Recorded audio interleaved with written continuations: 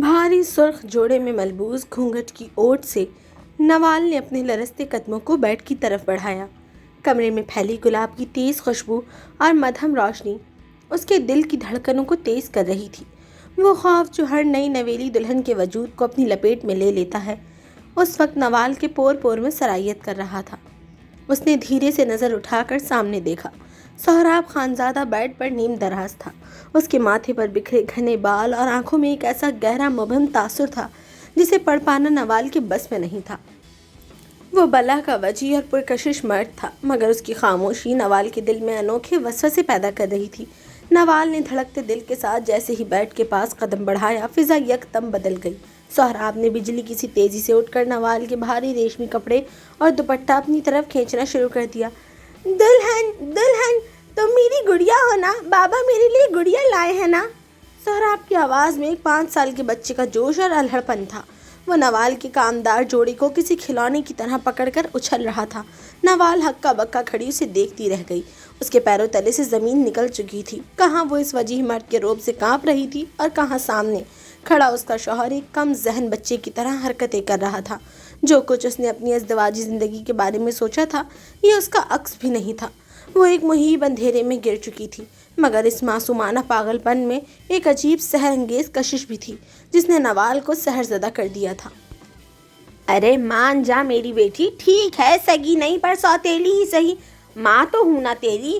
میں نے بچپن سے تجھے پالا ہے جب تیری اپنی ماں۔ تو خود گواہ، اتنی بھی تو بچی نہیں تھی، 10 سال کی عمر میں، 10 سال تجھ میں تھی نا کہ تیری ماں کیسے اپنے اس یار کے ساتھ بھاگ گئی تجھے چھوڑ کے۔ ارے اگر تب میں نے تیرے اس عیاش اور شرابی باپ پر ترس کھا کر شادی نہ کی ہوتی، تب اگر میں نے تیرے اس عیاش اور شرابی باپ پر ترس کھا کر شادی نہ کی ہوتی تو تیری زندگی کسی کوٹھے یا بازار پر گزر رہی ہوتی۔ میں نے اپنے آپ کو زنگ لگا دیا لوگوں کے گھروں میں برتن مانجھ مانجھ کے۔ ارے ہماری تو قسمت جاگ گئی کہ خانزادہ صاحب جن کے گھر میں برسوں سے میں برتن مانجھ رہی ہوں، انہوں نے تیرا ہاتھ مانگ لیا۔ میں نے تو اپنی سگی بیٹیوں سعدیہ اور سغرا پر تجھے فوقیت دی ہے، پر تو میری بات کہاں مانے گی؟ میں تیری سگی ماں تھوڑی ہوں جو تو میری بات مانے گی۔ نوال نے نم آنکھوں سے سامنے کھڑی شاکرا کو دیکھا جو اس کی سوتیلی ماں تھی۔ اس کے دل پر ماضی کے زخموں اور شاکرا کے تیکھے لفظوں کی چوٹ لگی تھی۔ وہ لرزتی آواز میں صرف اتنا ہی کہہ پائی، اماں آپ ایسا مت کہیں، میں آپ کی بہت عزت کرتی ہوں۔ ہاں عزت کرتی ہوتی تو اتنی دیر سے اتنے ڈرامے نہ کر رہی ہوتی۔ ارے بھائی کوئی تجھ سے پوچھے یہ ٹسوے کیوں بہا رہی ہے؟ اتنا حسین لڑکا ہے کہ یقین جان اس کو تو لائن میں لڑکیاں کھڑی مل جائیں، پر خانزادہ صاحب کی آنکھ کو تو بھا گئی۔ اگر میری سگی بیٹیوں کا رشتہ مانگا ہوتا تو میں تو ہتھیلی پر دونوں بیٹیاں سجا کر آگے پیش کر دیتی۔ شاکرا نے اپنے مکارانہ انداز کو برقرار رکھتے ہوئے نوال کو جذباتی طور پر گھیرنے کی کوشش کی۔ نوال نے جھکتی ہوئی پلکوں کے ساتھ دھیمے سے اعتراض کیا، اماں پر وہ مجھ سے بڑے ہیں بہت۔ ارے کیا بڑا ہے؟ مرد کی عمر کا کوئی لینا دینا نہیں ہوتا۔ 32 سال تو عمر ہے، کون سا اتنا بڑا ہے؟ صرف 16 سال کا تو فرق ہے تیری اور اس کی عمر میں۔ ارے ہاں کر دے، مرد کی کمائی اور دولت دیکھی جاتی ہے، شاکرا نے حتمی انداز میں کہا، جیسے نوال کے پاس اب پیچھے ہٹنے کا کوئی راستہ ہی نہ چھوڑا ہو۔ وہ سرخ روسی جوڑے میں ملبوس اپنے گھر کے اسی پرانے بوسیدہ صحن میں بیٹھی تھی جہاں غربت اور بے بسی کی دھول ہر کونے میں بکھری ہوئی تھی۔ سامنے شاہ زمان خانزادہ اپنے پورے باروب وجود کے ساتھ موجود تھے اور ان کے برابر میں ان کا بڑا اور اکلوتا بیٹا سہراب خانزادہ چند گواہوں کے ساتھ بیٹھا تھا۔ نوال کے لیے یہ منظر کسی بھیانک خواب جیسا تھا، خاص طور پر اس لیے کہ اس کا اپنا سگا باپ اس اہم ترین گھڑی میں بھی نشے میں دھت چارپائی کے ایک کونے پر آڑا ترچھا کھلے گریبان کے ساتھ پڑا تھا، جسے شاکرا نے بڑی مشکل سے سنبھال رکھا تھا۔ نوال کی سوتیلی بہنیں سغرا اور سعدیہ اس کی اس بے بسی پر دل ہی دل میں خوش ہو رہی تھیں اور ان کے چہروں پر کمینی مسکراہٹیں صاف ناچ رہی تھیں۔ 16 سالہ معصوم نوال جو ابھی زندگی کے اتار چڑھاؤ سے بالکل ناواقف تھی، دلہن بنی اپنی قسمت کے فیصلے کا انتظار کر رہی تھی۔ اس نے لرزتے ہوئے بس ایک سرسری سی نظر سامنے بیٹھے اس وجیح اور بے حد خوبصورت لڑکے پر ڈالی جو بالکل خاموش کسی پتھر کے بت کی طرح سخت دل اور سرد لگ رہا تھا۔ اس کی اس پراسرار خاموشی نے نوال کے دل میں अनजाने खौफ और वसवसों को जन्म दिया था। निकाह की कार्रवाई शुरू होने ही वाली थी कि शाहज़मान खानज़ादा ने अपनी भारी और रूबदार आवाज़ में नवाल की तरफ देखकर कहा, तुम्हें शाकरा ने सब बता दिया है ना? मुझे बात के लिए कोई ड्रामा या नखरा नहीं चाहिए। उनकी बात अभी मुकम्मल भी नहीं हो पाई थी कि शाकरा ने खौफ और लालच के मारे फ़ौरन बीच में टांग अड़ाई। साहब, मैंने सब समझा दिया है इसे। मेरी बच्ची मुंह से कभी इनकार नहीं करेगी। मैंने एक एक बात इसके जहन में बिठा दी है। आप बस जल्दी से निकाह पढ़वाइए ना। जैसे ही निकाह के कलमात मुकम्मल हुए, शाहज़मान खानज़ादा ने एक बड़ा और भारी ब्रीफ केस शाकरा के हाथों में थमाया जो पैसों से भरा हुआ था। शाकरा ने उस ब्रीफ केस को किसी मुक़द्दस शय की तरह बेहद ताज़ीम और चमकती आंखों के साथ कबूल कर लिया। उसके बाद नवाल को एक ऐसे सफ़र पर रवाना कर दिया गया जिसकी मंजिल से वो खुद अनजान थी।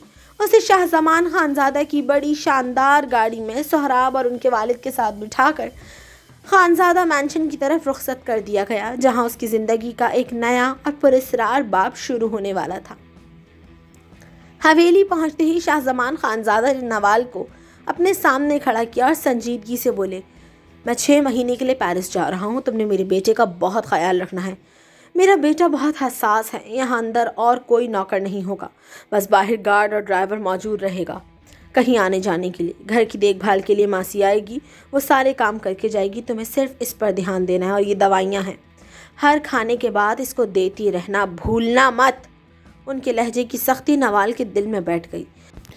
उसके बाद नौकर सोहराब को ले जाकर कमरे में बिठा चुका था।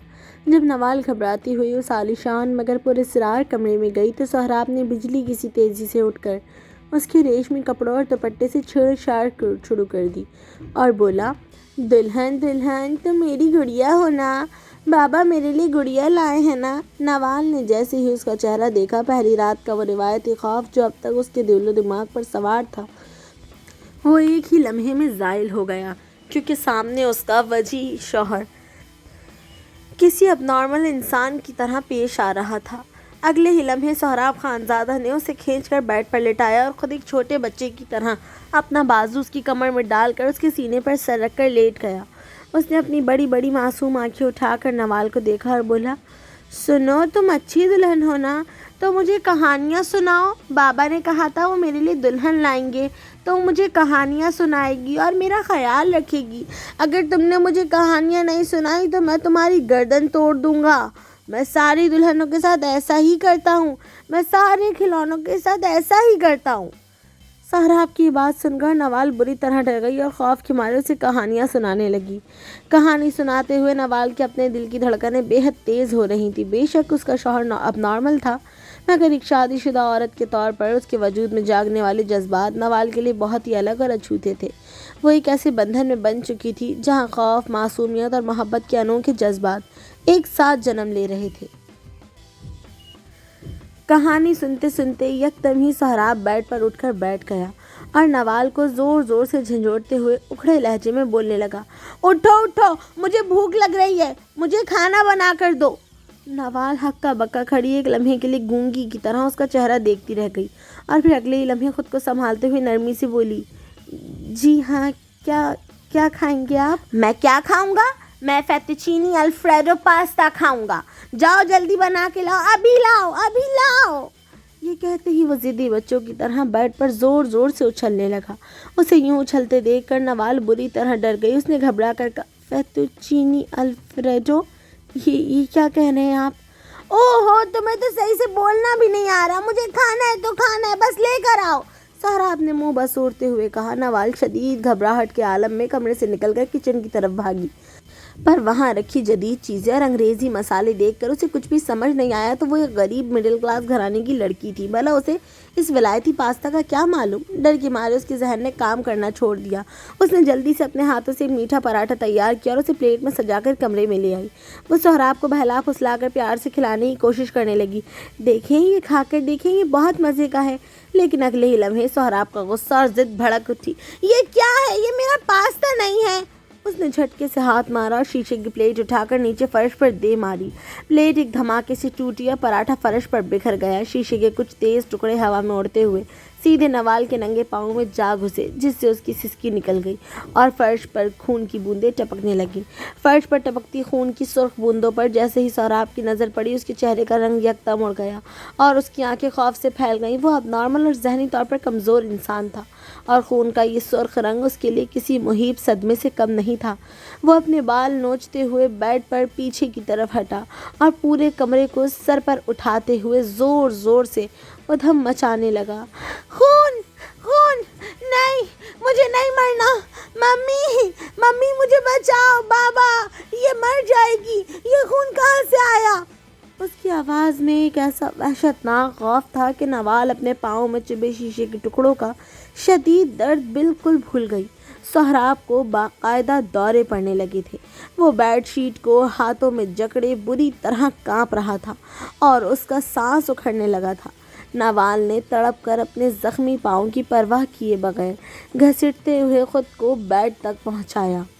اس نے سہراب کے دونوں لرزتے ہوئے ہاتھ اپنے ہاتھوں میں لیے اور اسے تسلی دینے لگی۔ کچھ نہیں ہوا سہراب، دیکھیں میں بالکل ٹھیک ہوں، کوئی نہیں مر رہا، آپ میری طرف دیکھیں۔ سہراب نے خوف زدہ نظروں سے نوال کو دیکھا اور اگلے ہی لمحے ایک چھوٹے بے بس بچے کی طرح نوال کے سینے سے لگ گیا۔ اس نے اپنے دونوں بازو نوال کے گرد اس طرح مضبوطی سے باندھ لیے جیسے کوئی بچہ طوفان کے ڈر سے اپنی ماں سے چمٹ جاتا ہے۔ وہ نوال کے کندھے میں منہ چھپائے ہچکیاں لے رہا تھا اور نوال مسلسل اس کی پیٹھ تھپکتے ہوئے اسے بہلا رہی تھی۔ سنو سنو سنو، کچھ نہیں ہوا، میں ہوں نا آپ کے پاس۔ اس شدید ادھم اور افراتفری کے بعد جب کمرے میں خاموشی چھائی تو نوال کو ایک عجیب سا احساس دامن گیر ہوا۔ سہراب اس کے اتنے قریب تھا کہ اس کی دل کی دھڑکنیں نوال کو اپنے وجود کے اندر سنائی دے رہی تھیں۔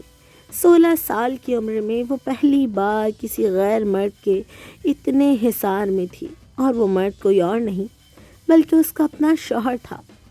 سہراب کی اس شدید قربت، اس کے جسم کی تپش اور اس کی معصومانہ وابستگی نے نوال کے اندر ایک اچھوتے اور پراسرار جذبے کو بیدار کر دیا تھا۔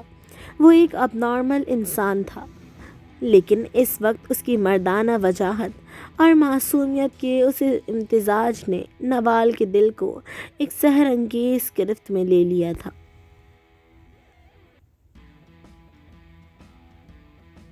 سہراب جو نوال کے سینے سے چمٹا ہوا تھا، اب کسی طور اس سے علیحدہ ہونے کو تیار نہیں تھا۔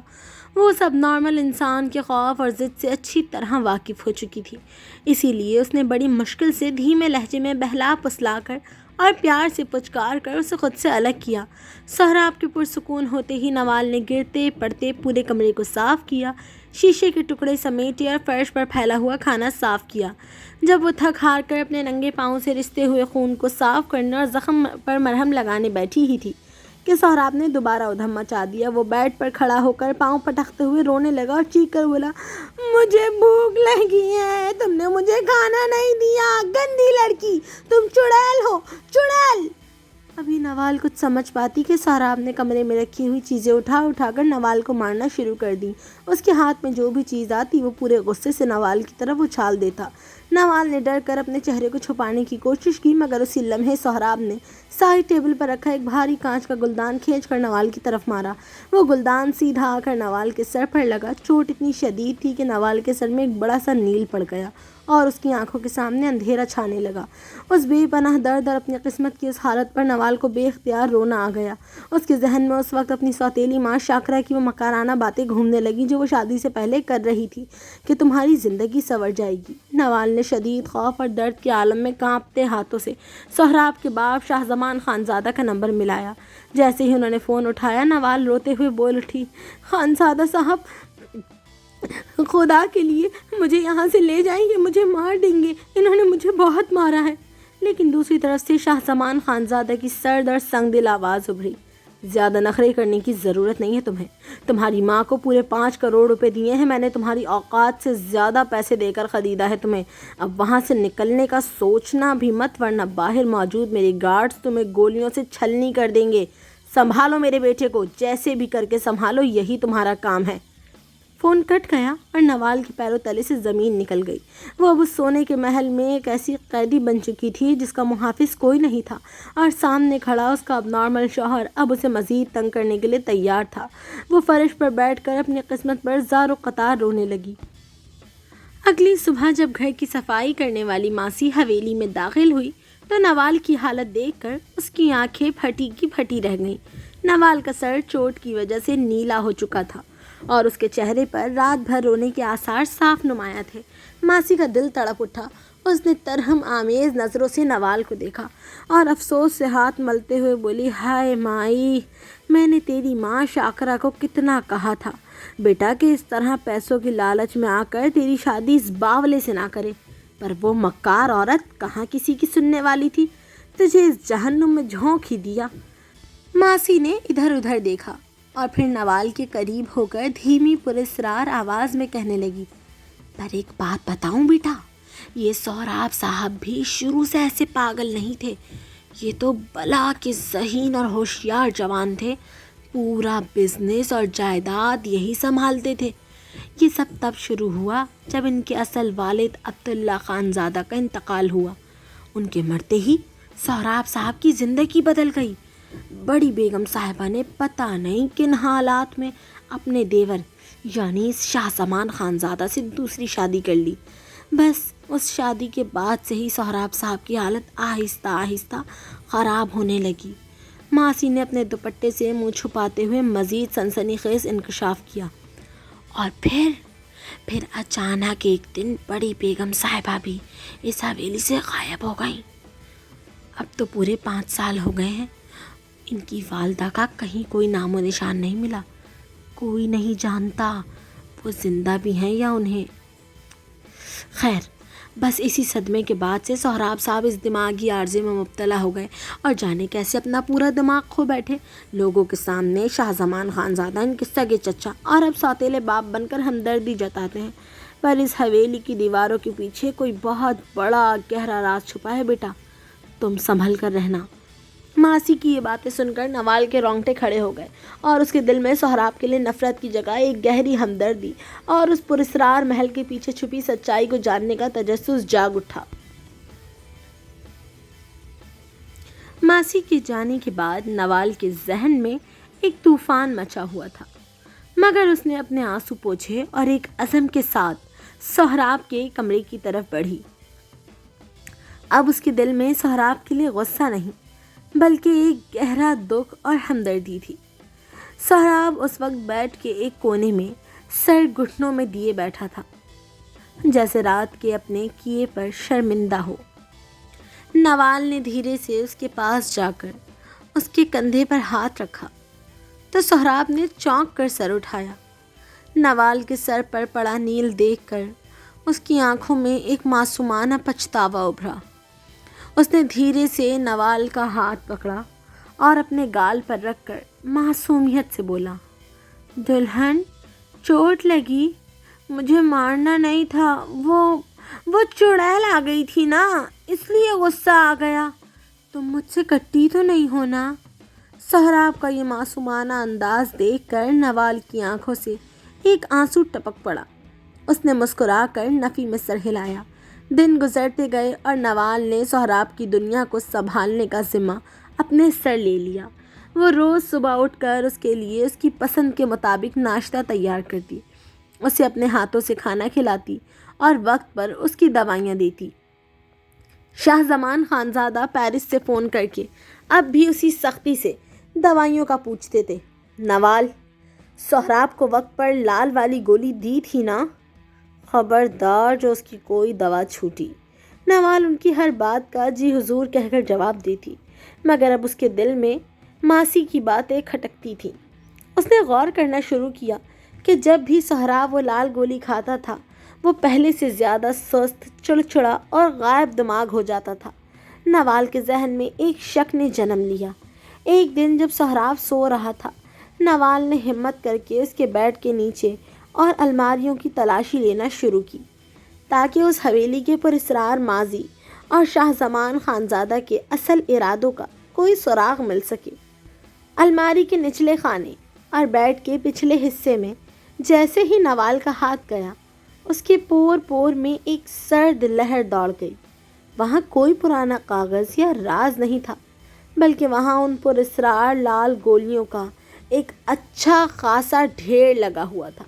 نوال نے ہکا بکا ہو کر ان گولیوں کو دیکھا اور اگلے ہی لمحے اس کے دماغ میں جیسے کوئی زوردار دھماکہ ہوا۔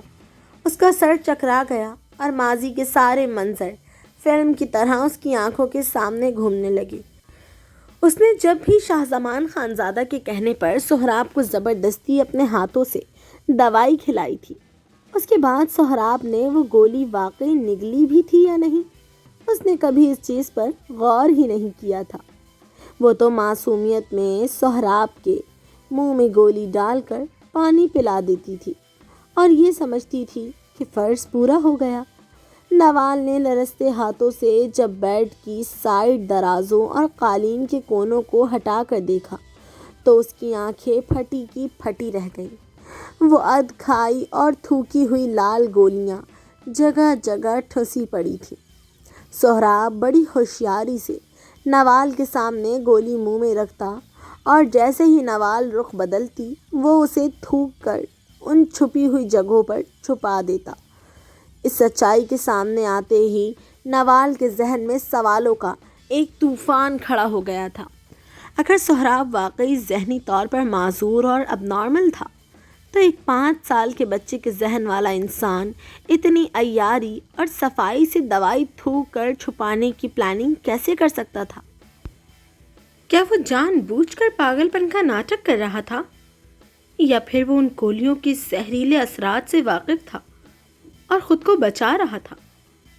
نوال کا دل خوف اور تجسس کے مارے گلے کو آنے لگا، کیونکہ اب اسے احساس ہو چکا تھا کہ سہراب خانزادہ جتنا معصوم دکھتا تھا، اس کے پیچھے چھپی حقیقت اتنی ہی گہری اور پراسرار تھی۔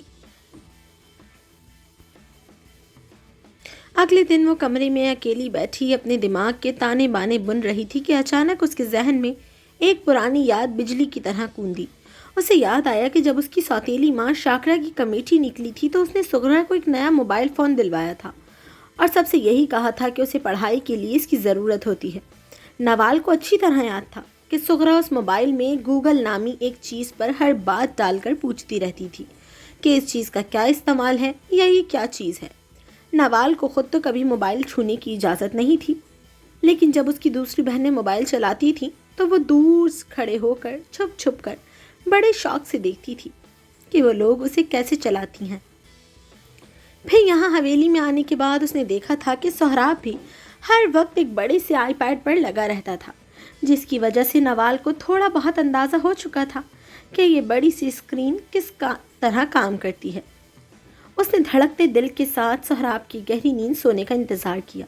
جیسے ہی سہراب کی آنکھ لگی، نوال نے دبے قدموں جا کر بیڈ کی سائڈ ٹیبل سے اس کا آئی پیڈ اٹھایا۔ اس کے ہاتھ خوف اور گھبراہٹ کے مارے لرز رہے تھے۔ اس نے اسکرین کو آن کیا اور سغرا کی نقل کرتے ہوئے کسی طرح اس میں گوگل کھولا۔ نوال نے ان لال گولیوں کی ایک صاف سی تصویر کھینچی اور اسے گوگل کے سرچ بار میں ڈال دیا۔ چونکہ اسے صحیح سے لکھنا نہیں آتا تھا، اس لیے اس نے اردو کے ٹوٹے پھوٹے الفاظ میں ٹائپ کیا کہ یہ دوا کس چیز کی ہے۔ اگلے ہی لمحے جو انکشاف اور معلومات گوگل نے اس کے سامنے رکھی، اس نے نوال کے پیروں تلے سے زمین ہی نکال دی۔ اس کے جسم سے جیسے جان ہی نکل گئی ہو۔ وہ دوا سہراب کو تندرست کرنے کے لیے نہیں دی جا رہی تھی، بلکہ وہ تو ایک اچھے خاصے اور صحت مند انسان کو ذہنی عارضے میں مبتلا کرنے کے لیے استعمال ہوتی تھی۔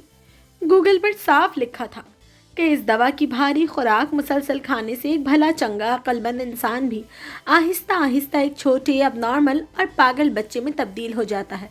اس بھیانک سچ کے سامنے آتے ہی نوال کا سانس گلے میں اٹک گیا۔ اب اس کے سامنے شاہ زمان خانزادہ کا وہ مکار چہرہ اور فون پر ان کا بار بار چلانا بالکل صاف ہو چکا تھا۔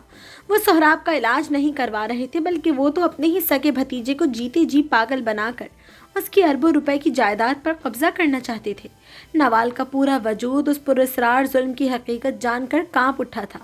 اگلے دن جب حویلی کے در و دیوار پر خاموشی کا راج تھا، نوال نے سہراب کے لیے اپنے ہاتھوں سے اس کا پسندیدہ کھانا تیار کیا۔ اس کا دل اب بھی گزشتہ رات کے بھیانک انکشاف پر بری طرح دھڑک رہا تھا، مگر اس نے اپنے چہرے پر مکمل سکون کا لبادہ اوڑھ رکھا تھا۔ وہ کھانا لے کر کمرے میں آئی، جہاں سہراب بیڈ پر بیٹھا اپنی ہی دھن میں مگن تھا۔ نوال نے بڑی محبت اور نرمی سے اس کے سامنے نوالا بڑھایا۔ سہراب نے ہمیشہ کی طرح ایک اچھے بچے کی طرح منہ کھولا اور کھانا کھانے لگا۔ نوال نے اسے ایک دو نوالے کھلائے اور پھر بڑے ہی آرام اور عام سرسری سے انداز میں، جیسے کوئی بڑی بات نہ ہو، دھیمے لہجے میں پوچھا، سہراب آپ یہ دوا کھاتے کیوں نہیں ہیں؟ مجھے سب پتہ چل گیا ہے۔ یہ سننا تھا کہ ایک ہی پل میں جیسے فضا منجمد ہو گئی۔ نوال نے اپنی گہری نظریں سہراب کے چہرے پر جما رکھی تھی اور اس نے واضح طور پر دیکھا تھا کہ نوال کے اس اچانک سوال پر سہراب کے چہرے کا رنگ یکدم بدل گیا۔ اس کی آنکھوں میں ایک سہمے ہوئے چور کی مانند گھبراہٹ لہرائی، چہرے کی معصومیت کے پیچھے کوئی بہت گہرا خوف ابھرا، جیسے اس کا کوئی بہت بڑا راز پکڑا گیا ہو۔ نوال کا شک یقین میں بدلنے ہی والا تھا کہ اگلے لمحے سہراب نے اپنی نظر چرائیں اور دوبارہ اسی پرانی معصومیت اور الہڑ پن سے منہ بسورتے ہوئے بولا، وہ گولی نا بہت کڑوی ہے، وہ میڈیسن نا بہت بڑی ہے، مجھے نا اس کا ٹیسٹ بالکل اچھا نہیں لگتا۔ اس کے لہجے میں وہی ایک 5 سال کے بچے کی ضد اور معصومانہ جھنجھلاہٹ تھی۔ سہراب کا یہ جواب سن کر نوال کچھ دیر کے لیے بالکل خاموش ہو گئی۔ اس کے ذہن میں چلنے والا طوفان ایک لمحے کو تھم گیا۔ اسے لگا کہ شاید تو بالکل سچ کہہ رہا ہے، وہ تو واقعی معصوم ہے۔ بھلا اسے اس دوا کے پیچھے چھپی اتنی بڑی سازش اور چچا کے زہریلے ارادوں کا کیا علم ہوگا؟ وہ تو بس ایک بچہ ہے جسے گولی کا ذائقہ اچھا نہیں لگتا، اس لیے وہ اسے تھوک دیتا ہے۔ نوال نے ایک گہرا سانس لیا۔ اس کے دل میں سہراب کے لیے ترحم اور حفاظت کا جذبہ مزید گہرا ہو گیا۔ اس نے سہراب کے سر پر ہاتھ پھیرا، اس کی آنکھوں میں آنکھیں ڈالی اور انتہائی سنجیدہ مگر نرم آواز میں بولی، اچھا ٹھیک ہے، اب سے میں آپ کو میڈیسن کبھی نہیں دوں گی۔ نوال کی بات سن کر سہراب نے ایک دم چونک کر حیرت اور تعجب سے اپنی بڑی بڑی آنکھیں پھاڑ کر نوال کو دیکھا، جیسے اسے اپنے کانوں پر یقین نہ آیا ہو۔ نوال نے اس کے چہرے کے تاثرات کو پڑھتے ہوئے بات کو آگے بڑھایا، میں آپ کو اب وہ گولی کبھی نہیں کھلاؤں گی، لیکن ایک بات یاد رکھنا سہراب، جب بھی کوئی آپ سے پوچھے، چاہے وہ خانزادہ صاحب ہو یا کوئی اور، کہ آپ دوا کھاتے ہیں یا نہیں، تو آپ نے یہی بولنا ہے کہ ہاں آپ وقت پر دوا کھاتے ہیں۔ سمجھ گئے نا میری بات؟ سہراب نے چند سیکنڈ تک انتہائی خاموش اور پر اسرار نظروں سے نوال کے چہرے کو دیکھا۔ اس کی گہری آنکھوں میں جانے کیا سوچ ابھری اور پھر اس نے دھیرے سے ہاں میں اپنا سر ہلا دیا۔ اس کے چہرے پر ایک عجیب سا اطمینان تھا اور وہ دوبارہ نوال کے ہاتھوں سے بڑے چاؤ کے ساتھ کھانا کھانے لگا۔ دن یوں ہی گزرتے گئے اور حویلی کے اس گھٹن زدہ ماحول میں اب نوال سہراب کی سب سے بڑی محافظ بن چکی تھی۔ وہ شاہ زمان خانزادہ کے سامنے روزانہ دوا نکالتی اور اسے غائب کر دیتی تاکہ کسی کو شک نہ ہو۔ پھر ایک دن جب باہر تیز بارش ہو رہی تھی اور کمرے میں مدھم روشنی پھیلی ہوئی تھی، سہراب کھلونے کھیلتے کھیلتے اچانک رکا۔ اس نے دھیرے سے نوال کا دوپٹے کا پلو پکڑا، اس کے قریب آیا اور اپنی معصوم آواز میں بولا، نوال تم میری بہت اچھی دوست بن گئی ہو نا، اب تم میرا خیال رکھتی ہو اور تم مجھے وہ گندی دوا کھانے کے لیے فورس بھی نہیں کرتی ہو۔ سہراب کے ان الفاظ نے نوال کے دل کو جھنجھوڑ کر رکھ دیا۔ سب نارمل شوہر کی زبان سے دوست کا لفظ سن کر نوال کی آنکھوں میں نمی تیر گئی، مگر وہ یہ نہیں جانتی تھی کہ دوستی کے اس معصومانہ اطراف کے پیچھے اس پر اسرار کھیل کا اگلا رخ کیا ہونے والا ہے۔ سہراب نے معصومیت سے نوال کا ہاتھ پکڑ کر کہا، تو تم اپنی پسند کی کوئی بھی مووی، ڈرامہ یا جو کچھ بھی تمہیں پسند ہو وہ تم دیکھ سکتی ہو، اب میں تمہیں زیادہ تنگ نہیں کروں گا۔ نوال نے مسکرا کر اس کے سر پر ہاتھ پھیرا۔ وہ سہراب کے اس بدلے ہوئے اور پرسکون رویے پر دل ہی دل میں خدا کا شکر ادا کر رہی تھی، کیونکہ اب حویلی کا ماحول پہلے جیسا خوفناک نہیں رہا تھا۔ اسی اثنا میں ایک دوپہر جب سہراب کمرے کے ایک کونے میں اپنے کھلونوں کے ساتھ کھیلنے میں مگن تھا، نوال بیڈ پر بیٹھ کر اپنے آئی پیڈ پر ایک مشہور ترکش ڈرامہ دیکھنے لگی۔ وہ ڈرامے کی کہانی میں اس قدر کھو گئی کہ اسے آس پاس کا ہوش ہی نہ رہا۔ ڈرامے میں اس وقت ایک بہت ہی خوبصورت اور رومانوی سین چل رہا تھا، جہاں شادی اور رخصتی کے بعد ہیرو اپنی نئی نویلی دلہن کو محبت بھرے انداز میں گلے سے لگا رہا تھا اور دونوں کے بیچ گہرے رومانوی جذبات کا اظہار ہو رہا تھا۔ نوال اس بات سے بالکل بے خبر تھی کہ سہراب اپنے کھلونے چھوڑ کر کب دبے قدموں اس کے برابر آ کر بیٹھ چکا تھا اور بڑی بڑی آنکھیں پھاڑے اسکرین پر چلنے والے اس منظر کو دیکھ رہا تھا۔ نوال کی نظر میں تو سہراب بالکل ایک نادان بچہ تھا، اس لیے اس نے سہراب کی موجودگی پر کوئی خاص دھیان نہیں دیا۔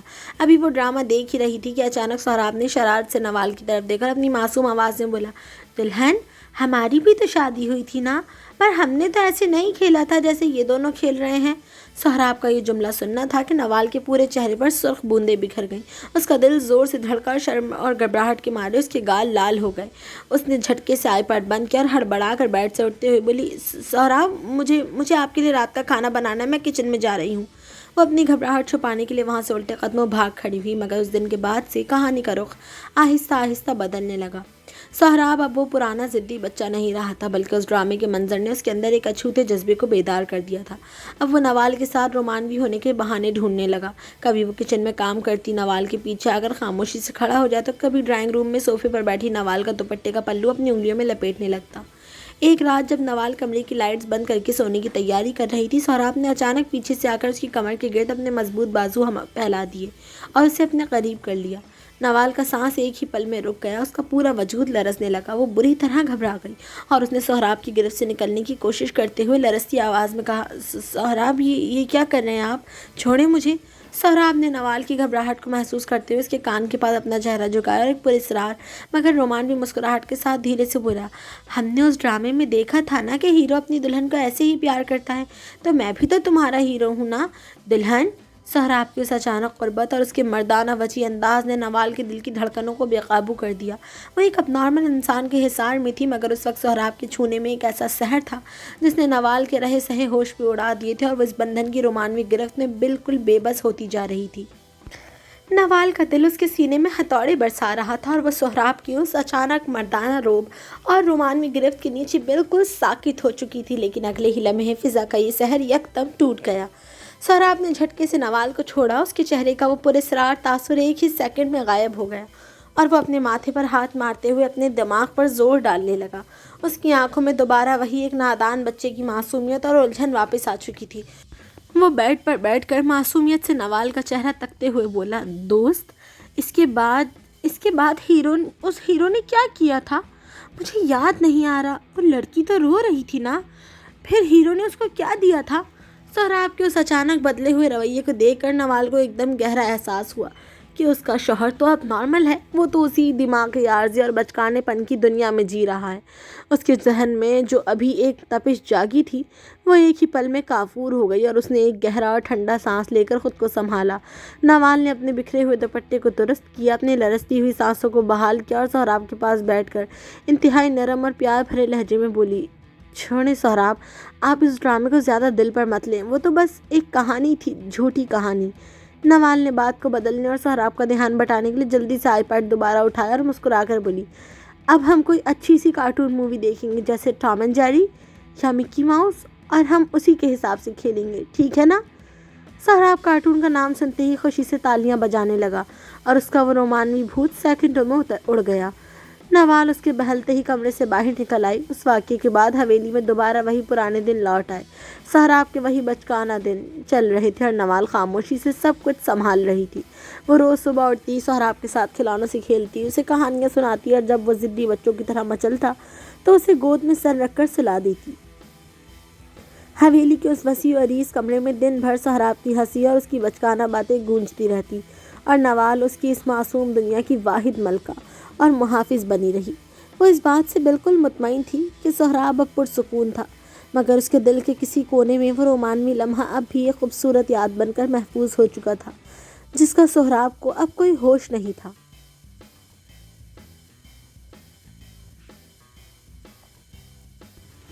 حویلی کی اس پراسرار سکوت میں وہ دوپہر بھی پچھلی کئی دوپہروں کی طرح خاموش تھی، مگر یہ خاموشی کسی آنے والے بڑے طوفان کا پیش خیمہ تھی۔ نوال لاؤنج میں لگی بڑی سی کھڑکی کے پاس کھڑی کانپتے ہاتھوں سے فون کان سے لگائے شاہ زمان خانزادہ کی کرخت آواز سن رہی تھی، جو پیرس سے اس کی کارکردگی کا حساب لینے کے لیے آئی تھی۔ نوال نے ایک گہرا سانس لیا اور اپنے لہجے کو جتنا ہو سکے مظلوم اور تھکا ہوا بنا کر بولی، جی خانزادہ صاحب، میں اب یہاں سب کچھ سنبھالنے لگی ہوں، حویلی کے کام کاج بھی دیکھ رہی ہوں اور سہراب صاحب کا بھی خیال رکھ رہی ہوں۔ دوسری طرف سے شاہ زمان نے اپنے مخصوص شکی مزاج کے ساتھ سہراب کے رویے کے بارے میں پوچھا۔ نوال نے دانستہ طور پر یہ حقیقت چھپائی کہ سہراب اب اس کے ساتھ بہت اچھے سے رہتا ہے، دونوں دوست بن چکے ہیں اور سہراب نے اسے تنگ کرنا بالکل بند کر دیا۔ اس نے جھوٹ کا سہارا لیتے ہوئے انتہائی دکھی آواز میں کہا، صاحب ان کے رویے میں کوئی خاص بدلاؤ نہیں آیا، وہ اب بھی مجھے بہت تنگ کرتے ہیں، دن رات اپنے اشاروں پر نچاتے ہیں، میرا تو جینا محال کر رکھا ہے انہوں نے۔ شاہ زمان نے فون پر غصے سے چلاتے ہوئے پوچھا، کیا وہ اب بھی اسی طرح اچھل کود کرتا ہے؟ کیا اب بھی خاموش نہیں رہتا؟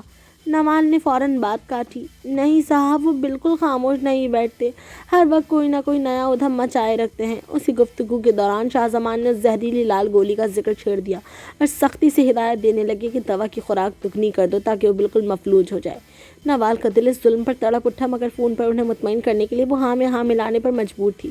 وہ اکھڑی اکھڑی اور آدھی ادھوری باتیں کرنے لگی، جی جی جی خانزادہ صاحب، ہاں ہاں میں بالکل اسی طرح کر رہی ہوں جیسے آپ نے مجھ سے کہا ہے، میں انہیں وہ دوا، جی ٹھیک ہے، جی جی بالکل، نہیں نہیں نہیں وہ نہیں، ہاں میں وقت پر دے دوں گی، آپ بالکل فکر نہ کریں۔ نوال اس بات سے بالکل بے خبر تھی کہ لاؤنج کی بھاری لکڑی کے دروازے کے پیچھے ایک وجود پتھر بنا کھڑا تھا۔ سہراب خانزادہ نوال کے لیے کچھ کہنے یا کھیلنے کے لیے کمرے سے نکلتا تھا، مگر نوال کو خون پر شاہ زمان سے اس طرح پراسرار انداز میں باتیں کرتے دیکھ کے اس کے قدم وہیں جکڑے رہ گئے۔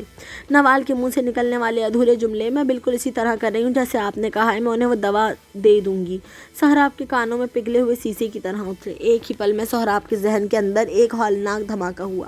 اس کی معصوم آنکھوں کے پیچھے چھپی کائنات یکدم بدل گئی۔ اسے لگا کہ نوال کی وہ ساری محبت، وہ راتوں کو جاگ کر اس کے لیے پسندیدہ کھانے بنانا، وہ دوا نہ دینے کا جھوٹا وعدہ کرنا اور اسے اپنا دوست کہنا، یہ سب ایک ڈھونگ تھا۔ وہ بھی اس کے مکار بابا شاہ زمان خانزادہ کی پالتو کٹ پتلی تھی، جو اسے جیتے جی پاگل بنانے کی سازش میں برابر کی شریک تھی۔ سہراب کے وجود کے اندر ایک لاوا پھٹ پڑا، اس کے پھٹوں میں بجلیاں دوڑ گئیں اور اس کی آنکھوں میں ایک شدید وحشتناک غصے کی چنگاری ابھری۔ اس کا پورا چہرہ غصے کے مارے سرخ ہو گیا اور وہ دانت پیستے ہوئے الٹے قدموں کمرے کی طرف بھاگا تاکہ نوال کو اس کی موجودگی کا شک نہ ہو۔ نوال نے فون بند کیا، ایک لمبی اور تھکی ہوئی سانس لی اور خود کو پرسکون کرتی ہوئی جیسے ہی سہراب کے کمرے میں داخل ہوئی، فضا کا رخ ہی بدلا ہوا تھا۔ اس سے پہلے کہ وہ سہراب کا چہرہ دیکھ پاتی یا اس سے کچھ کہہ پاتی، سہراب ایک بھپرے ہوئے شیر کی طرح اس پر جھپٹا۔ اس نے بجلی کسی تیزی سے نوال کا بھاری ریشمی دوپٹہ اس کے گلے سے کھینچا اور نوال کو بالوں سے پکڑ کر بیڈ کی طرف پٹک دیا۔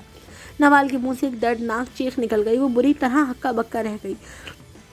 اسے سمجھ ہی نہ آیا کہ ابھی 1 گھنٹے پہلے جو شوہر اس کے ساتھ بچوں کی طرح ہنس رہا تھا، اسے ایک دم کیا ہو گیا تھا۔ سہراب کی آنکھوں میں اس وقت کوئی معصومیت نہیں تھی، وہاں صرف ایک سفاک وحشت ناچ رہی تھی۔ اس نے نوال کو بازو سے دبوچا اور اسے بہت بری طرح سے مارنے پیٹنے لگا۔ وہ کمرے میں رکھی ہوئی چیزیں اٹھا اٹھا کر نوال پر پھینک رہا تھا۔ اس نے نوال کو زور سے دیوار کی طرف دھکیلا، جس سے نوال کی کمر میں شدید چوٹ آئی۔ نوال درد کے مارے فرش پر گر گئی اور روتے ہوئے اپنے ہاتھ اٹھا کر التجا کرنے لگی، سہراب خدا کے لیے رک جائیں، میری بات سنیں، آپ کو کیا ہوا ہے، میں نے کیا کیا ہے؟ مگر سہراب پر جیسے خون سوار تھا، اس نے نوال کی ایک نہ سنی اور اس کا وہی پرانا وحشیانہ اور سنگ دلانہ رویہ دوبارہ پوری شدت کے ساتھ لوٹ آیا تھا۔ بلکہ یہ غصہ پچھلی تمام راتوں سے کہیں زیادہ خوفناک تھا۔ وہ نوال کو شدید جسمانی اور ذہنی اذیت دے رہا تھا اور نوال فرش پر پڑی اپنے زخموں کو چھپاتی ہوئی صرف یہی سوچ رہی تھی کہ آخر اس کی کس غلطی کی سزا اسے مل رہی ہے۔ وہ اس اچانک بدلی ہوئی قیامت پر زاروں قطار رو رہی تھی، جبکہ سہراب کا غصہ حویلی کی دیواروں کو ہلا رہا تھا۔ رات کا آخری پہر تھا جب حویلی کے گھٹن زدہ قید خانے کی کھڑکیوں سے سرد ہوا کے جھونکے اندر آ رہے تھے۔ فجر کی اذانوں کی پاکیزہ اور سحر انگیز آوازیں جیسے ہی فضا میں گونجی، بیڈ پر پڑے سہراب کی آنکھ اچانک کھل گئی۔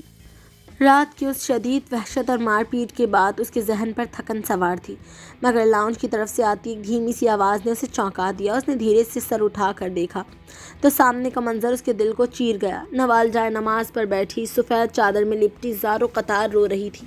وہ اتنی بے بسی اور سسکیوں کے ساتھ رو رہی تھی کہ حویلی کی دیواریں بھی کانپ اٹھتیں، چونکہ اسے لگ رہا تھا کہ سہراب گہری نیند سو رہا ہے۔ اس لیے وہ اپنے دل کا سارا غبار، اپنے وجود کا سارا درد اپنے رب کے سامنے کھول کر رکھ رہی تھی۔ وہ سسکیاں لیتے ہوئے اپنے ہاتھ اٹھائے اللہ تعالیٰ سے شکوے اور مناجات کر رہی تھی۔ یا اللہ، میری زندگی کا کیا قصور تھا؟ میری سگی ماں مجھے اس 10 سال کی عمر میں تڑپتا چھوڑ کر چلی گئی۔ اس کے بعد میرے اپنے سگے باپ نے کبھی مڑ کر میرا حال نہیں پوچھا۔ وہ دن رات شراب کے نشے میں دھت رہا۔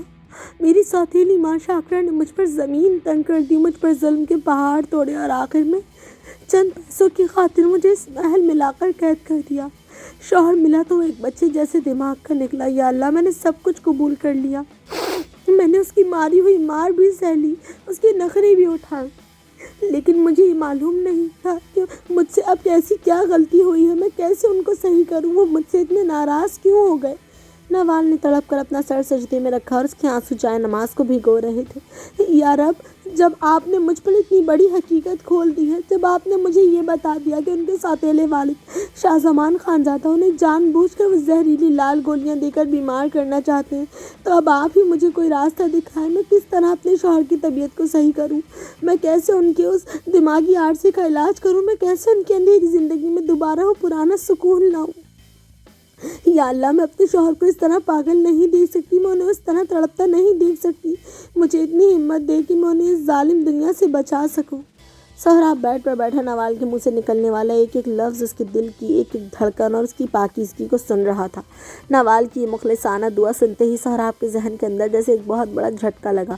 اس کا وہ شدید غصہ، وہ وحشت جو اس نے یہ سوچ کر پالی تھی کہ نوال بھی شاہ زمان کے ساتھ ملی ہوئی ہے، ایک ہی پل میں اڑ گئی۔ اسے سچائی کا پتہ چل چکا تھا کہ نوال تو اس کی دشمن نہیں بلکہ اس سونے کے پنجرے میں اس کی اکلوتی محافظ اور سچی شریک حیات ہے، جو اپنی جان پر کھیل کر بھی اس کا علاج کرنا چاہتی ہے۔ سہراب کے دل میں نوال کے لیے پچھتاوے، محبت اور احترام کا ایک طوفان امڑ آیا۔ نوال نے جیسے ہی تڑپتے ہوئے سجدے سے سر اٹھایا، گریہ زاری ختم کی اور سلام پھیر کر دعا مکمل کی تو اس نے چونک کر بیڈ کی طرف دیکھا۔ اس کا دل ایک دھماکے سے بند ہونے لگا، کیونکہ سہراب بالکل سیدھا بیٹھا اپنی گہری نظریں نوال پر جمائے اسے دیکھ رہا تھا۔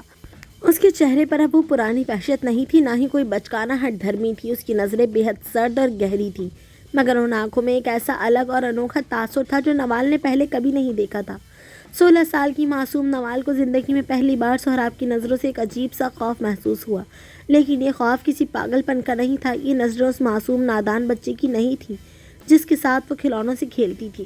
یہ نظریں ایک ایسے مرد، ایک ایسے شوہر کی تھیں جس کی آنکھوں کے پیچھے اس وقت ایک بے پناہ رومانوی تپش، والہانہ محبت اور اپنی بیوی کو ہمیشہ کے لیے اپنا بنانے کا ایک پختہ باروب اور والہانہ تاثر پوری شدت سے چمک رہا تھا۔ نوال اس وقت سہراب کی ان پرکشش، گہری اور مردانہ نظروں کی تاب نہ لا سکی۔ اسے اپنے وجود میں ایک عجیب سی سنسنی اور خوف محسوس ہونے لگا۔ اس نے لرزتے ہوئے ہاتھوں سے جلدی سے جائے نماز کو سمیٹا۔ اس کا دل اس کے سینے میں اس طرح دھڑک رہا تھا جیسے ابھی باہر نکل آئے گا۔ وہ جائے نماز لپیٹ کر وہاں سے الٹے قدموں بھاگنے ہی لگی تھی کہ اچانک کمرے کی سکوت کو چیرتی ہوئی ایک باروب اور پاٹدار آواز گونجی، ادھر آؤ نوال۔ یہ سننا تھا کہ نوال کے قدم وہیں جکڑے رہ گئے۔ اس کے پورے وجود میں جیسے بجلی دوڑ گئی۔ یہ آواز کسی 5 سال کے معصوم نادان بچے کی نہیں تھی، یہ آواز تو ایک پختہ، مضبوط اور باروب مرد کی تھی جس کے لہجے میں ایک حاکمانہ روب تھا۔ نوال کا دماغ ایک لمحے کے لیے کام کرنا چھوڑ گیا۔ وہ بری طرح چونک اٹھی۔ اسے لگا کہ شاید رات کی مار پیٹ کے خوف کی وجہ سے اسے وہم ہو رہا ہے، اسی لیے وہ ڈر کے مارے وہاں سے مزید تیزی سے بھاگنے لگی۔ مگر ابھی وہ دروازے تک پہنچی ہی تھی کہ وہ دھیمی مگر مضبوط آواز دوبارہ گونجی، بھاگو مت نوال، میں نے کہا نا ادھر آؤ۔ نوال نے پیچھے مڑ کر نہیں دیکھا اور نہ ہی آگے بڑھی۔ وہ خوف سے کانپتی ہوئی وہیں کھڑی رہی۔ اگلے ہی لمحے سہراب نے بیڈ سے ایک طویل جست لگائی۔ وہ بجلی کسی تیزی سے آگے بڑھا اور نوال کے کچھ سمجھنے سے پہلے ہی اس نے نوال کی نازک کلائی کو اپنی مضبوط گرفت میں لے لیا۔ سہراب کے ہاتھ کی تپش اور اس کی مردانہ گرفت نے نوال کے رہے سہے ہوش بھی اڑا دیے۔ وہ ہٹ درمی دکھاتے ہوئے وہیں جم گئی۔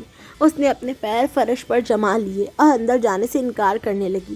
نوال کے ذہن پر رات کا وہ وحشت ناک منظر سوار تھا۔ اسے یہی لگ رہا تھا کہ سہراب اب دوبارہ اسے مارے گا، اس پر تشدد کرے گا اور اس کا جینا محال کر دے گا۔ وہ روتے ہوئے اپنی کلائی چھڑانے کی کوشش کرنے لگی۔ سہراب نے نوال کی اس ہٹ درمی اور خوف کو دیکھا تو اس کے چہرے پر ایک نرم اور پچھتاوے سے بھری مسکراہٹ ابھری۔ اس نے ایک گہرا سانس لیا اور اگلے ہی لمحے نوال کو ایک زوردار جھٹکے سے اپنی گود میں اٹھا لیا۔ نوال کے منہ سے ایک ہلکی سی چیخ نکل گئی اور اس نے ڈر کے مارے اپنے دونوں بازو سہراب کے گلے میں ڈال دیے۔ سہراب اسے گود میں اٹھائے ہوئے بیڈ کی طرف بڑھا اور بڑے ہی پیار مگر ایک جھٹکے کے ساتھ اسے بیڈ پر پٹخ دیا اور خود اس کے بالکل سامنے جھک گیا۔ نوال بیڈ پر گرتے ہی پیچھے ہٹنے لگی۔ اس کی آنکھوں میں آنسو تھے، مگر سہراب نے اس کے دونوں ہاتھ اپنے مضبوط ہاتھوں میں جکڑ لیے اور اس کے چہرے کے بالکل قریب ہو کر بولا، پرسکون ہو جاؤ نوال، اب میں تمہیں کبھی نہیں ماروں گا۔ سہراب کا یہ ہوش ربا انکشاف نوال کے سر پر کسی آسمانی بجلی کی طرح گرا تھا، مگر اس سچائی سے زیادہ اس وقت سہراب کی مردانہ وجاہت اور اس کی سانسوں کی تپش نوال کے ہوش اڑا رہی تھی۔ وہ بیڈ پر گری، سہراب کے مضبوط وجود کے بالکل نیچے دبی اپنی بڑی بڑی مٹیالی آنکھوں سے اسے تک رہی تھی۔ اس کا پورا جسم اس طرح کانپ رہا تھا جیسے تیز ہوا میں کوئی نازک پتا لرزتا ہے۔ وہ 16 سال کی ایک معصوم نادان لڑکی تھی جس نے زندگی میں کبھی کسی مرد کی ایسی تپش اور حاکمانہ قربت کا تصور بھی نہیں کیا تھا، اور اب سامنے کھڑا مرد اس سے پورے 16 سال بڑا، ایک بھرپور، وجیح اور کثرتی جسم کا مالک اس کا شوہر تھا، جو اپنی گہری نشیلی آنکھوں سے سیدھا اس کے دل کے پار دیکھ رہا تھا۔ نوال کا چہرہ شرم اور حیا کی شدت سے ایک ہی پل میں ٹماٹر کی طرح سرخ ہو گیا اور اس کے کانوں کی لوئیں تپنے لگیں۔ اس نے گھبرا کر اپنی نظریں سہراب کے چہرے سے ہٹائیں اور اپنے کانپتے ہوئے ہاتھوں سے سہراب کے چوڑے سینے پر ہلکا سا دباؤ ڈالتے ہوئے خود کو اس کے حصار سے چھڑانے کی ایک ناکام کوشش کی۔ اس کی آواز شرم کے مارے حلق میں ہی پھنس کر رہ گئی تھی۔ وہ بس اتنا ہی ہکلا پائی، سر آپ ہٹے یہاں سے، خدا کے لیے چھوڑے مجھے، کوئی دیکھ لے گا۔ اس کی اس معصومانہ گھبراہٹ پر سہراب کے لبوں پر ایک دلکش اور گہری مسکراہٹ ابھر آئی۔ اس نے نوال کے ان لرزتے ہاتھوں کو اپنے بڑے گرم ہاتھوں کی گرفت میں لیا اور انہیں نوال کے سر کے دونوں طرف بیڈ پر جما دیا، جس سے نوال کے نکلنے کا رہا سہا راستہ بھی بند ہو گیا۔ کون دیکھے گا نوال، اس حویلی میں اس وقت میرے اور تمہارے سوا کوئی نہیں ہے اور تم میری بیوی ہو۔ سہراب کی آواز میں ایک ایسی مدہوش کن مٹھاس اور مردانہ روب تھا کہ نوال نے شرم کے مارے اپنی آنکھیں بالکل زور سے بند کر لیں، جیسے وہ اس رومانوی سحر کا سامنا کرنے کی سکت نہ رکھتی ہو۔ اس کی لمبی گھنی پلکیں اس کے سرخ گالوں پر کانپ رہی تھیں اور اس کا سینہ سہراب کی اتنی کڑی قربت کی عرض سے بری طرح دھونکنے کی طرح چل رہا تھا۔ سہراب نے اپنے چہرے کو مزید جھکایا، یہاں تک کہ اس کی گرم سانسیں نوال کے نازک گالوں اور اس کے کان کے پاس بکھرے بالوں کو چھونے لگیں۔ نوال کو لگا کہ وہ شرم اور گھبراہٹ کے مارے ابھی پگھل جائے گی۔ اس نے اپنے نچلے ہونٹ کو اپنے دانتوں تلے دبا لیا تاکہ اس کے منہ سے نکلنے والی لرزش کو چھپا سکے۔ سہراب نے انتہائی نرمی اور والہانہ محبت سے اپنے ایک ہاتھ کی انگلی سے نوال کے چہرے پر بکھری زلفوں کو ہٹایا اور اس کے تپتے ہوئے گال کو چھوا۔ سہراب کے لمس پر نوال کے پورے وجود میں ایک سنسنی خیز لہر دوڑ گئی۔ اس نے خوف اور حیا کے ایک انوکھے امتزاج میں سہراب کے کرتے کو اپنے ہاتھوں میں جکڑ لیا۔ سہراب نے دھیمے رومانوی لہجے میں سرگوشی کی، میں ایسا ہی ہوں نوال، میں کوئی پاگل نہیں ہوں اور نہ ہی میرا کوئی دماغی عارضہ ہے۔ میں پچھلے 5 سالوں سے اتنے دنوں سے یہ پاگل ہونے کا ناٹک صرف اس لیے کر رہا ہوں تاکہ کسی طرح اپنی ماں کا پتہ لگا سکوں۔ سہراب کا یہ انکشاف نوال کے سر پر ایک بم کی طرح گرا۔ وہ گونگی بنی اسے سنتی رہی۔ سہراب نے ایک کڑوا سانس لیا اور حویلی کا وہ خونی راز کھولنا شروع کیا۔ شاہ زمان خانزادہ جسے میں بابا کہتا ہوں میرا باپ نہیں ہے۔ میرے اصل باپ عبداللہ خانزادہ تھے جن کا اس شاہ زمان نے جائیداد کی خاطر بڑی بے دردی سے قتل کروایا تھا۔ میرے باپ کو راستے سے ہٹانے کے بعد اس ظالم نے میری ماں سے زبردستی شادی کر لی۔ ماں تو صرف میری خاطر اس جہنم میں رہنے پر مجبور تھی، مگر 5 سال پہلے اچانک میری ماں کو بھی غائب کر دیا گیا۔ آج تک مجھے ان کا کوئی پتہ نہیں چلا کہ وہ کہاں ہے اور کس حال میں ہے۔ شاہ زمان مجھے ان زہریلی لال گولیوں کے ذریعے واقعی پاگل کرنا چاہتا ہے تاکہ وہ میری جائیداد پر قابض رہ سکے۔ اس لیے میں نے یہ پاگل پن کا ناٹک شروع کیا تاکہ وہ مجھے بے ضرر سمجھے اور میں خاموشی سے اپنی ماں کا سراغ لگا سکوں۔ سہراب کی آنکھوں میں ایک لرزش ابھری۔ اس نے نوال کے چہرے کو چھوتے ہوئے انتہائی رومانوی اور دھیمے لہجے میں کہا، جیسے ہی شاکرا نے چند پیسوں کے لیے تمہیں اس حویلی میں بھیجا تو مجھے لگا کہ شاہ زمان نے میرے خلاف ایک نیا مہرہ کھڑا کر دیا ہے۔ مجھے لگا کہ تم بھی اس کے ساتھ ملی ہوئی ہو اور مجھے برباد کرنے آئی ہو، اسی لیے میں تمہارے ساتھ اس طرح وحشیانہ انداز میں پیش آتا رہا۔ میں نے اپنے دل میں تمہارے لیے ایک جھوٹی نفرت پال رکھی تھی، لیکن آج جب میں نے تمہیں جائے نماز پر بیٹھ کر میرے لیے اس طرح روتے دیکھا، اللہ سے میرے لیے دعائیں مانگتے دیکھا، تو میرے دل کا سارا غبار ایک ہی پل میں دھل گیا۔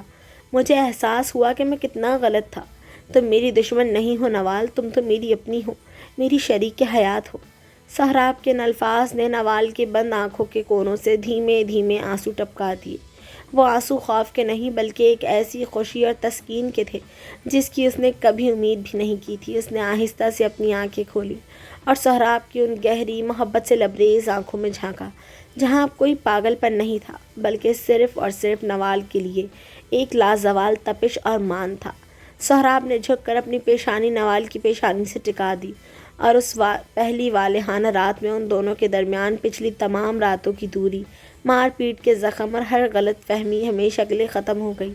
نوال نے شرماتے ہوئے گھبراہٹ کے باوجود اپنے دونوں بازو سہراب کے گلے میں ڈال دیے اور اس سونے کے محل میں ایک 16 سال کی لڑکی نے اپنی زندگی کے اس سب سے بڑے وجیح اور پراسرار مرد کو دل و جان سے اپنا شوہر اور محافظ تسلیم کر لیا۔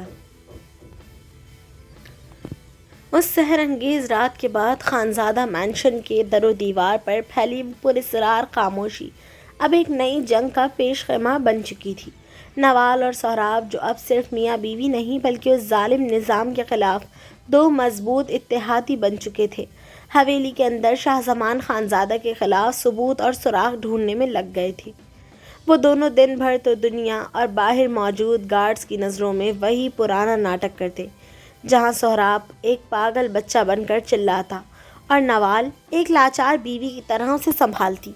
مگر جیسے ہی رات کا اندھیرا گہرا ہوتا، دونوں حویلی کے ایک ایک کونے، ایک ایک دراز اور پرانی الماریوں میں کوئی نہ کوئی کلو ڈھونڈنے لگتے۔ سہراب خود حویلی سے باہر قدم نہیں رکھ سکتا تھا، کیونکہ باہر موجود گارڈز کی بندوقیں اور شاہ زمان کے وفادار کتے ہر پل اس کی نقل و حرکت پر نظر رکھے ہوئے تھے۔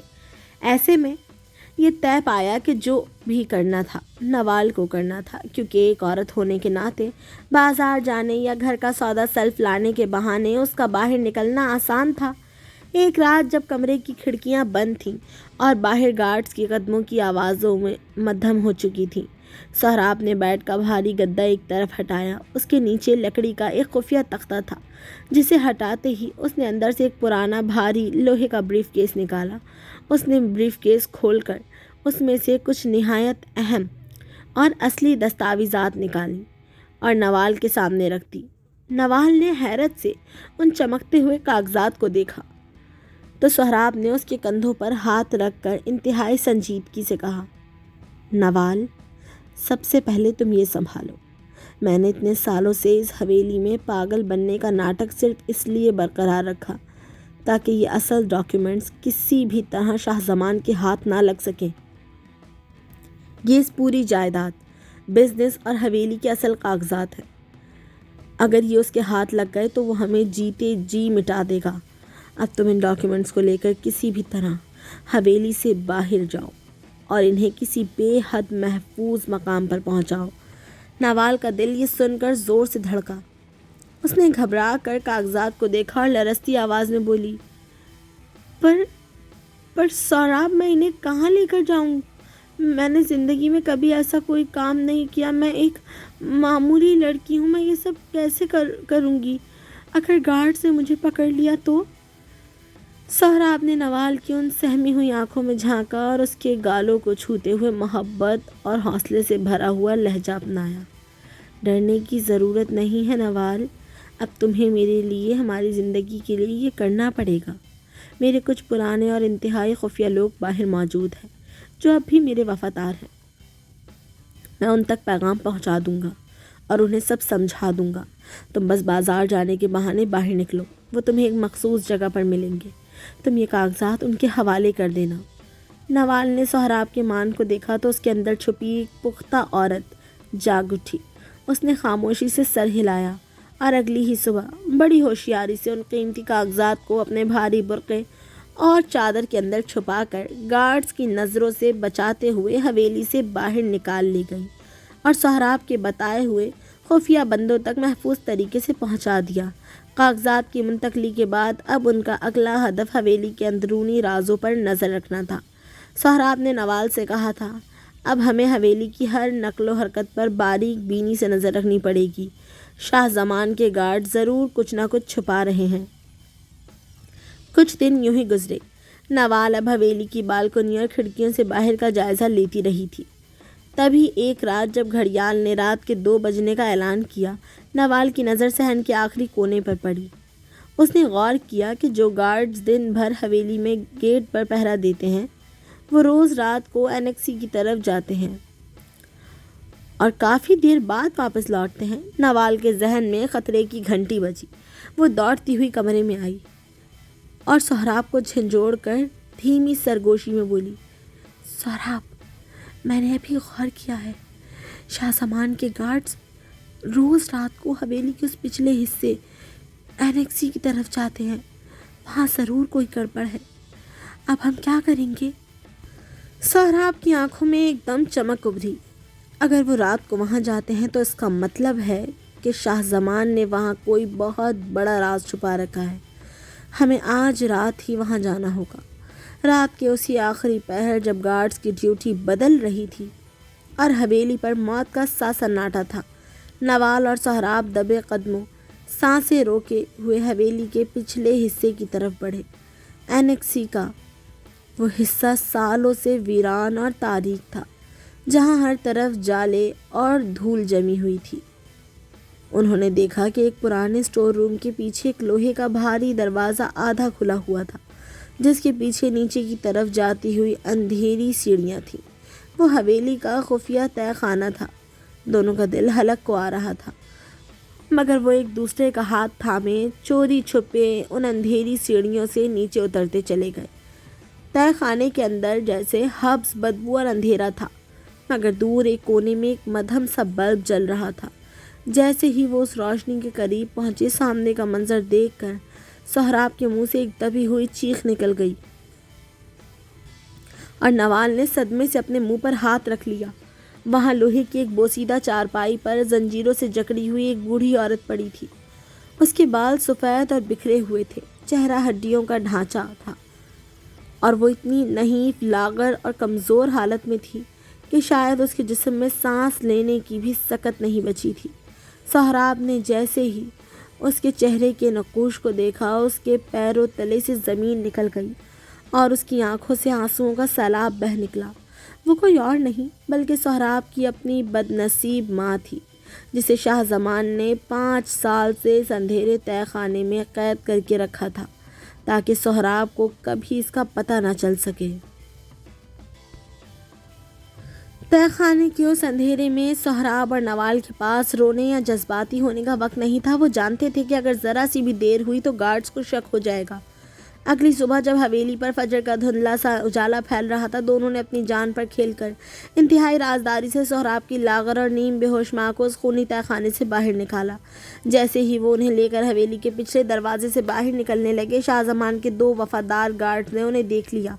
گارڈز کے چہروں پر درندگی ابھری اور وہ بندوقیں تان کر ان پر جھپٹنے ہی والے تھے کہ اچانک حویلی کے باہر پولیس کی گاڑیوں کے سائرن گونج اٹھے۔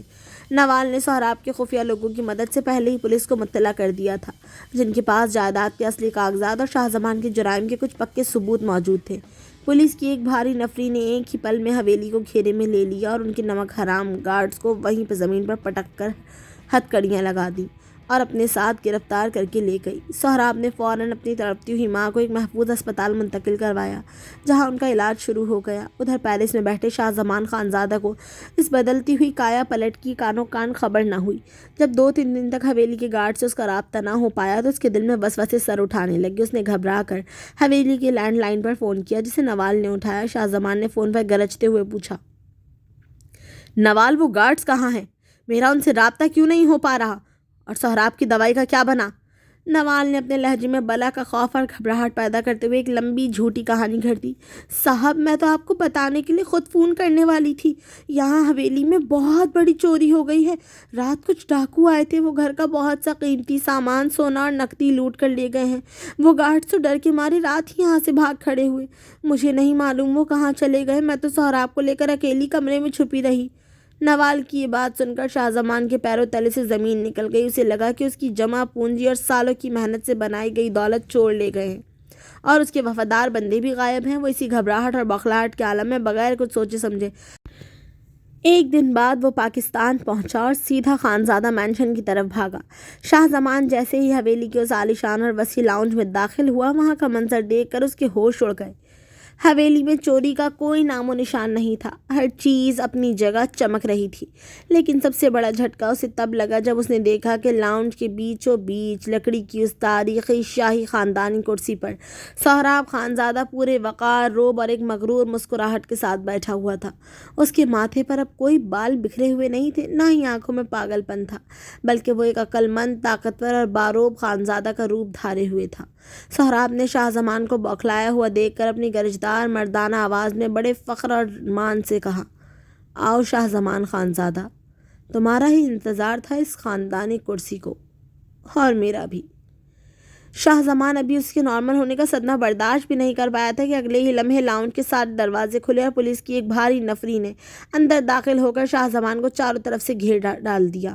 سہراب نے اپنے باپ کے قتل، اپنی ماں کو 5 سال تک تہہ خانے میں قید رکھنے اور اسے زبردستی پاگل کرنے کی سازش کے تمام پکے ثبوت پولیس کے حوالے کر دیے۔ شاہ زمان خانزادہ کو پولیس نے دبوچ لیا اور وہ سہراب اور نوال کو گالیاں دیتا ہوا اپنی اوقات کو پہنچ کر ہمیشہ کے لیے جیل کی سلاخوں کے پیچھے چلا گیا، جہاں اسے اپنے گناہوں की इबरतनाक सज़ा मिलना तय थी। उस तूफ़ान से गुजर जाने के बाद खानज़ादा मैंशन में खुशियों की एक नई बहार आई। कुछ ही अरसे बाद नवाल उम्मीद से हो गई और ये खुशखबरी उस घर के लिए सबसे बड़ी नेमत साबित हुई। सोहराब की माँ, जो अस्पताल से इलाज के बाद अब बिल्कुल ठीक होकर हवेली वापस आ चुकी थी, नवाल की उस हालत पर खुशी से निहाल हो गई। वो अपनी इस मासूम बहू पर, जिसने अपनी जान पर खेलकर उनकी और उनकी बेटी की ज़िंदगी बचाई थी, अपनी जान छिड़कने लगी।